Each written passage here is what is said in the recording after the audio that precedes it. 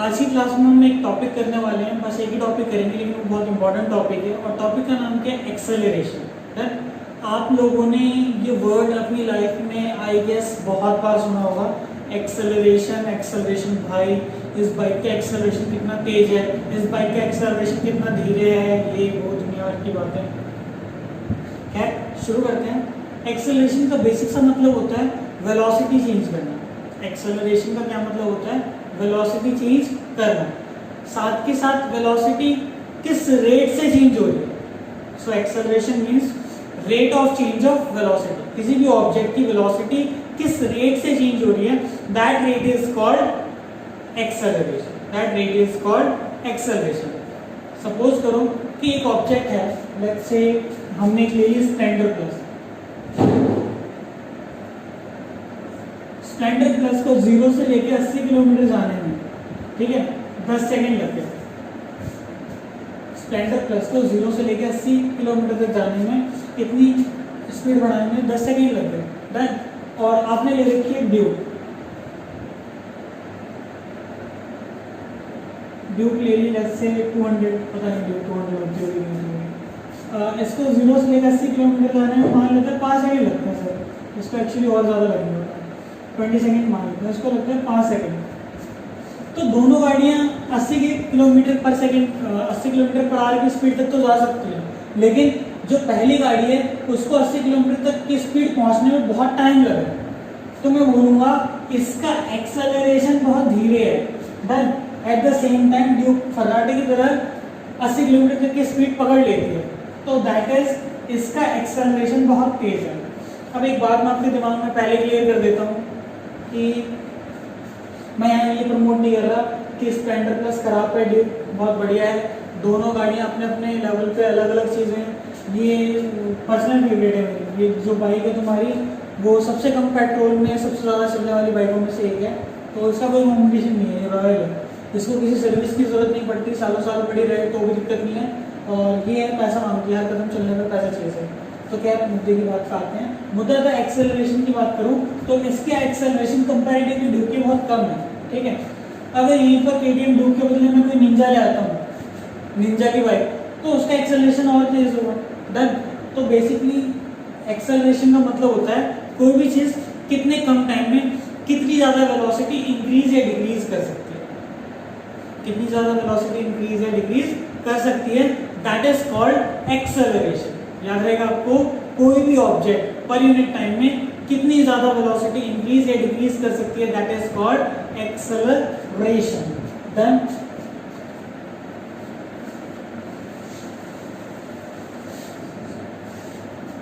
अगर आपसे कोई बोलता है एक्सेलरेशन क्या है,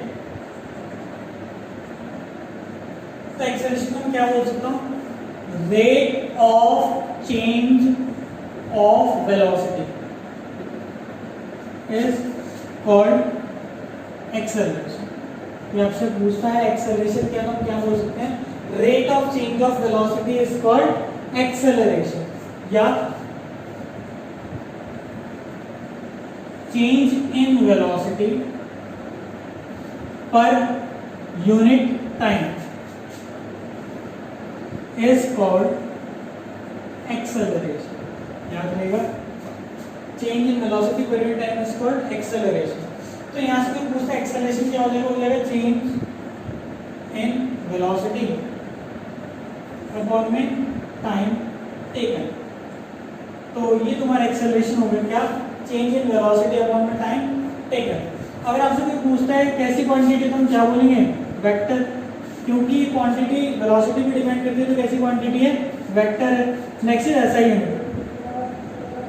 देखो वेलोसिटी की यूनिट क्या होगी, मीटर पर सेकंड, और टाइम की भी सेकंड होती है, तो क्या हो जाएगा, मीटर पर सेकंड का स्क्वायर, वो नीचे आ जाएगा, इससे मल्टीप्लाई हो जाएगा, तो इसे लिख सकते हैं ऐसे, या ms-2। तो एक नई चीज हमारे पास सामने आ गई कि एक्सेलरेशन क्या होता है, एक्सेलरेशन, और एक्सेलरेशन की यूनिट क्या होती है, एक्सेलरेशन का कैरेक्टर क्या है, मतलब स्केलर है या वेक्टर है।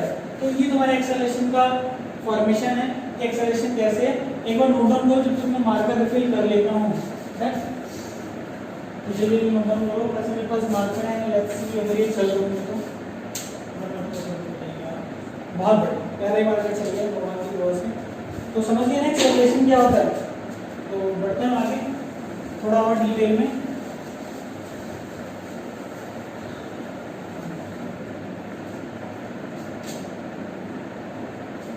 तो नेक्स्ट चीज क्या है कि एक्सेलरेशन का वो फॉर्मूला ड्राइव करना है।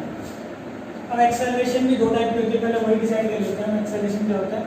एक्सेलरेशन दो टाइप का है, ACCLERADIO है। एक्सेलरेशन दो टाइप का है। एक है तुम्हारा यूनिफॉर्म एक्सेलरेशन और एक है तुम्हारा non uniform acceleration.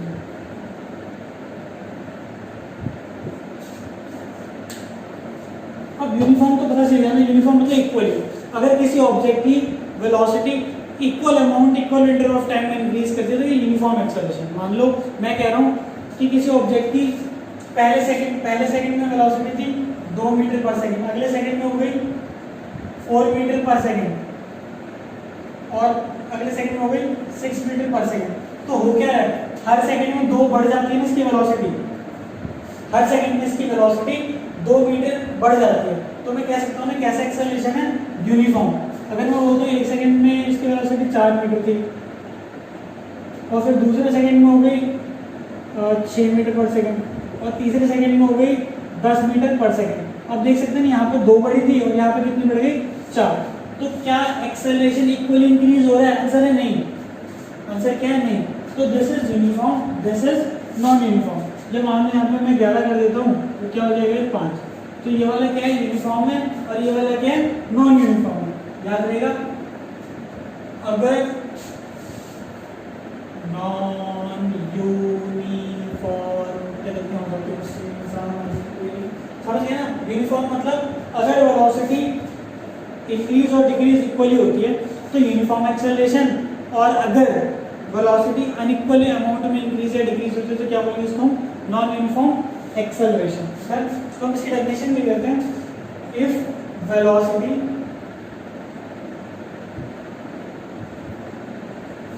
increases or decreases by equal amount in equal interval of time। अगर किसी चीज की वेलोसिटी इक्वल अमाउंट में इंक्रीज या डिक्रीज के इक्वल इंटरवल ऑफ टाइम में, तो हम क्या बोलते हैं, यूनिफॉर्म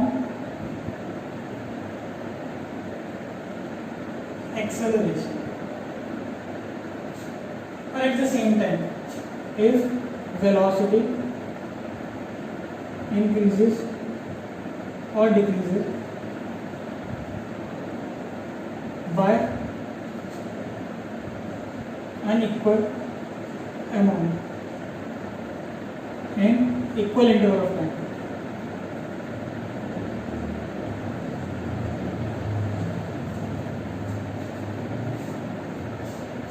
समझ गए? अगर बराबर बराबर इंक्रीज या डिक्रीज हो रहा है तो यूनिफॉर्म एक्सेलरेशन, अगर बराबर बराबर इंक्रीज और डिक्रीज नहीं हो रहा तो उसको हम क्या बोलने वाले हैं, नॉन यूनिफॉर्म एक्सेलरेशन। तो ये जल्दी से एक बार नोट डाउन करो, तब मैं अगले टॉपिक की ओर बढ़ता हूँ। ये बहुत इंपॉर्टेंट टॉपिक नहीं है, बट हाँ अगला आपने पूछ रहा है बहुत बार, क्योंकि थ्योरेटिकल क्वेश्चन पूछ लेते हैं तो ये पूछेंगे सब, ऐसे पूछना नहीं रहता, इसलिए तो हम आगे बढ़ जाते हैं। फिलहाल इस सेक्टर में हम यूनिफॉर्म एक्सेलरेशन के बारे में ज़्यादा कॉन्सेंट्रेट करने वाले हैं। तो देखो यूनिफॉर्म एक्सेलरेशन कैसे कर सकते हैं हम। लेट्स से कोई ऑब्जेक्ट है ना, पहले स्लो चल रहा था, consider an object initially moving with velocity u, ठीक है। Then it accelerates with uniform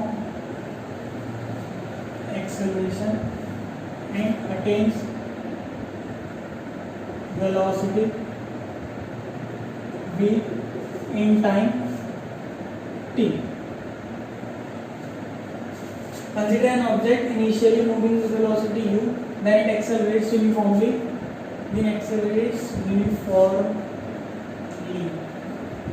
uniformly and attains velocity v in time t।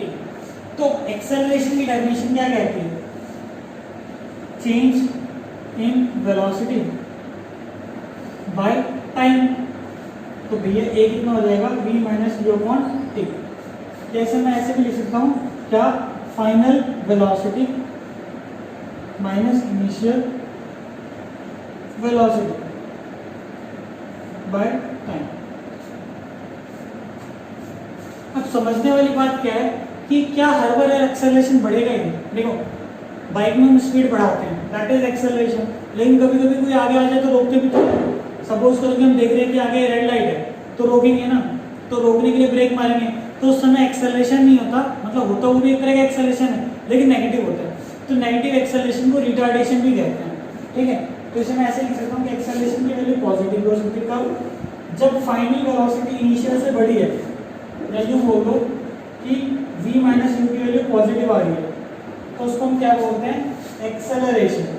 Then कभी क्या होता है जो नेगेटिव आ जाती है a की वैल्यू क्या आती है? नेगेटिव आ जाती है, यानी जो v है उससे बड़ा u होता है, यानी v माइनस यू की वैल्यू क्या आ जाती है? नेगेटिव आ जाती है। तो इस चीज को हम क्या बोलते हैं? रिटार्डेशन और डिसेलरेशन। क्या रहेगा? कोई पूछता आपसे रिटार्डेशन क्या है तो क्या बोलेंगे हम? Negative acceleration is called retardation. Negative acceleration is called retardation. तो एक बार इसको जगह के देख लो जब तक मैं कर देता हूँ रिफरेंस। तो ये था तुम्हारा बेसिक सा आइडिया कि एक्सेलरेशन और रिटार्डेशन क्या क्या चीज़ें हैं, उनके फॉर्मूले वगैरह में बताइए कैसे काम यूज़ करते हैं। कर तो करता हूँ आगे, तो जल्दी में मैंने कर लिया।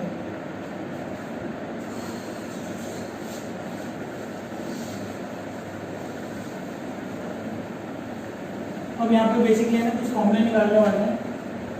यूनिफॉर्म एक्सेलरेशन बढ़ गया, रिटार्डेशन बढ़ गया, एक्सेलरेशन के बारे में बोलेंगे पढ़ लिया हमने। तो कुछ इक्वेशंस जिन्हें हम बोलते हैं equations of uniformly accelerated motion. Consider वही है,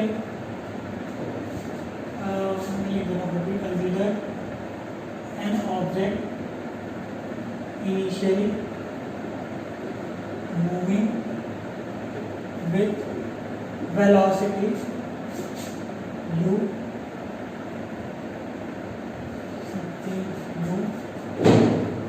accelerates uniformly and attains velocity v in time t. During this time interval, it covers displacement s। ठीक है। सबसे पहला रिलेशन मेरे पास है v बराबर u प्लस a। ये रिलेशन है जिसे हम इक्वेशन ऑफ मोशन बोलते हैं। ये क्या है? v बराबर u प्लस a। अब सिंपल सी बात है, ये कैसे निकाल सकते हैं? एक्सेलरेशन की डेफिनेशन ये कितना होता है? चेंज इन वेलोसिटी अपॉन में टाइम। तो a कितना हो जाएगा? v माइनस यू अपॉन में t। यहाँ से t इधर भेज दो तो a t कितना हो जाएगा? v minus you. तो यहाँ से v कितना हो जाएगा? u plus a t। ये माइनस का था, इधर आके क्या हो जाएगा? प्लस का।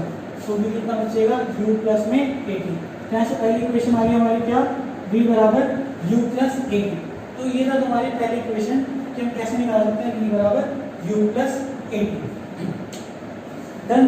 तो पहली इक्वेशन एक बार आप लोग नोट डाउन करो, फिर हम दूसरी बात हैं। और पहली इक्वेशन की जो बात है वो याद रखना आपको। चलो अगर आपसे कोई पूछता है s यानी डिस्प्लेसमेंट, s का मतलब डिस्प्लेसमेंट है, तो s कितना हो जाएगा? Average velocity into time. ये हुआ ना एस का मतलब क्या जाएगा, वी एस बराबर वेलोसिटी इनटू टाइम होगा। डिस्प्लेसमेंट क्या था, देखो वेलोसिटी क्या था, डिस्प्लेसमेंट अपॉन में टाइम। तो यहाँ से एस कितना था, वेलोसिटी इनटू टाइम। तो यहाँ पे एवरेज वेलोसिटी रहता है, दिक्कत वाली बात है नहीं, बट स्टिल देख पड़ेगा। तो यहाँ से वी एवरेज को क्या लिख सकते हैं, बताया था वी प्लस यू अपॉन में 2 इंटू में टी। और ये चीज हमने कहाँ पढ़ी है, जब हम वेलोसिटी पढ़ रहे थे वहाँ मैंने बताया था कि एवरेज वेलोसिटी का फॉर्मूला क्या होता है, वी प्लस यू अपॉन में 2। कब, यूनिफॉर्म एक्सेलरेशन के केस में। तो ऐसे हम एस के लिए डी की वैल्यू डाल सकते हैं, ये यहाँ पे डी की वैल्यू डाल दो, एस कितना हो जाएगा, वी की value you plus A T. थोड़ी देर पहले हमने निकाली पहले इक्वेशन में, वी कितना निकाला हमने, यू प्लस ए टी। तो ये चीज मैं यहाँ पे पुट कर रहा हूँ, you plus A T plus में यू। देखो वी के मतलब ये डाल दिया मैंने, और एक यू तो वो लिख दिया यहाँ पे, नीचे 2 था, और बाहर क्या था तुम्हारा टी था। तो थोड़ा सा सॉल्व करें इसको, तो क्या हो जाएगा ये, you plus you 2u plus 80 upon में 2 इंटू में टी। तो मल्टीप्लाई करते हैं, क्या हो जाएगा 2u टी अपॉन में 2, 2u इंटू टी अपॉन में 2 प्लस 80 टी टी का टी स्क्वायर अपॉन में 2 कट गया। तो क्या हो जाए U T plus half 80 square. तो नेक्स्ट इक्वेशन यहाँ से आ गई क्या, s बराबर U T plus half 80 square. Done. तो ये 3 इक्वेशंस में से दूसरी इक्वेशन भी तुम्हारे एक बार नोट डाउन कर लो, फिर हम बढ़ते हैं अगली इक्वेशन की ओर। डन। तो आई होप आप लोगों ने नोट डाउन कर लिया होगा। फिर बढ़ते हैं इक्वेशन की ओर। तो अगली इक्वेशन क्या कहती है, फिर वही बात, एस ही है और v की वैल्यू कितनी थी, u प्लस 80। डन। यहाँ से मैं 80 निकाल सकता हूँ, 80 कितना हो जाएगा बेटा, v माइनस यू। यहाँ से t कितना हो जाएगा, v माइनस यू अपॉन में a। क्लियर है सारी चीजें, दोबारा देखो पता चलिए, v तुम्हारा u प्लस 80 है, यहाँ से 80 हो जाएगा v माइनस यू, और a मल्टीप्लाई में तो वहाँ जाके क्या हो गया, डिवाइड में। डन। तो मैं इसमें इस वैल्यूज को पुट कर देता हूँ, v प्लस यू अपॉन में 2 इंटू में t is v minus you upon में a। अगर मैं इसे मल्टीप्लाई करूँ, आइडेंटिटी देखिए x plus y into x minus y, second chapter polynomials, क्या हो जाएगा x square minus y square, that is v square minus u square upon में 2a। तो s की वैल्यू आ गई v square minus u square upon में 2a। अब ये यहाँ डिवाइड में, यहाँ तक क्या हो जाएगा, मल्टीप्लाई में। तो हम क्या लिख सकते हैं, इसे लिख सकते हैं v square minus u square is equals to 2as। तो this is the final equation. Then अगर मैं अब आपको शॉर्ट में समझाऊं कहानी पूरी, तो हमने 3 इक्वेशंस पढ़ी किस चीज की, यूनिफॉर्मली एक्सेलरेटेड मोशन की। और तीनों इक्वेशन क्या क्या थी, पहली इक्वेशन थी v बराबर u प्लस 80, दूसरी s बराबर u t plus half 80 square, तीसरी v square minus u square is equal to 2as। अब बातें ये करनी है, v का मतलब क्या होता है, फाइनल वेलोसिटी, u का मतलब क्या होता है, इनिशियल वेलोसिटी, t का मतलब क्या है, टाइम, a का मतलब क्या है, एक्सेलरेशन। क्लियर है। और s का मतलब क्या है बेटा, डिस्प्लेसमेंट। तो ये बातें आपको पता होनी चाहिए। क्लियर है। तो ये छोटी छोटी सी बातें जो बहुत मोटा मोटा से रिजल्ट लेके आती हैं, और ये चीज़ें नहीं पता हो तो फिर कहीं ना कहीं फंस जाओगे। डन। अब यहाँ पर ये कोई भी इक्वेशन देखो 1 2 3 4, इसमें 4 वेरिएबल है। अगर कोई भी 3 वेरिएबल आपको गिवन होता तो आप अपने आप ही 4th वेरिएबल निकाल लेते, याद रहेगा नहीं रहेगा आपको। तो हमें जब भी कोई क्वेश्चन में कुछ चीज़ें निकालनी होती है, हम देखते हैं कि कोई भी एक इक्वेशन सेलेक्ट करते हैं जिसकी 3 चीज़ें दे रखी हो, चौथी चीज़ों में अपने आप निकालेंगे कैलकुलेट करके। तो डन है। तो आज की क्लास के लिए इतना ही। अगली क्लास में मोस्ट प्रोबेबली हम न्यूमेरिकल करेंगे, क्योंकि चैप्टर ऑलमोस्ट 50% कर लिया है। 50 भी नहीं, आई गेस 70% रह गए, 30% में ग्राफिकल डेरिवेशंस रह गई हैं, वो बहुत छोटा सा टॉपिक है। उसके बाद से न्यूमेरिकल है। तो अगली क्लास में या तो ग्राफ खत्म करा दूंगा तो न्यूमेरिकल करेंगे। डन। तो मिलते हैं अगली क्लास में, तब तक का होमवर्क ये है, जहाँ तक मैंने पढ़ाया वहाँ तक पढ़ना है, रिवीजन करना है, जो चीज़ें समझ में नहीं है उनसे पूछना है। चलो मिलते हैं, बाय।